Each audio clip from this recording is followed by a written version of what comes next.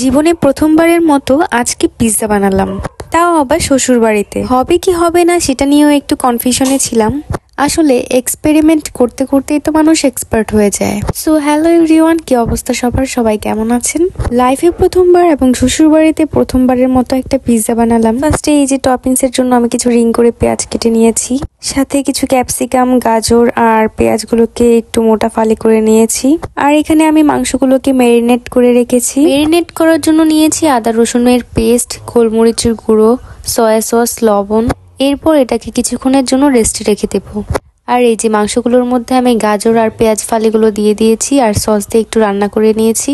আর অপরদিকে আমি পিৎজা ডোটা তৈরি করে রেস্টে রেখে দিয়েছিলাম। ইস্ট দিয়ে ডোটা তৈরি করার কারণে ভিতরে বাতাস থাকবে, যেটা বের করে নিতে হবে। আর এরকম একটা গোল শেপ দিতে হবে, যেন এটা বেলে নিলে সুন্দর একটা গোল শেপ আসে। আর এখন এটাকে আমি পিৎজা ট্রেতে সেট করে নিব। সেট করার আগে পিৎজা ট্রেতে একটু অয়েল ব্রাশ করে নিতে হবে, যেটা আমি ভুলে গিয়েছিলাম, যার কারণে পিৎজাটা উঠাতে একটু কষ্ট হয়েছিল। দেন কাঁটা চামচ দিয়ে ঠিক এভাবে করে দিতে হবে, যাতে কোনো দিক দিয়ে নান রুটির মতো ফুলে না ওঠে। দেন এই যে এখানে আমি একটা পিৎজা সস রেডি করেছি। এটা কিনতেও পাওয়া যায়, তবে ঘরে না থাকে আমি নিজেই তৈরি করে নিয়েছি। আর এটার জন্য পিৎজাটা খেতে ড্রাই লাগবে না। এটা মূলত আমি টমেটো ব্লেন্ড করেই তৈরি করেছি, মূলত টমেটো কেচাপই বলা যায়। এটাকে আমি পুরোটা পিৎজায় স্প্রেড করে দিচ্ছি, যাতে করে কোনো অংশ বাদ না যায়।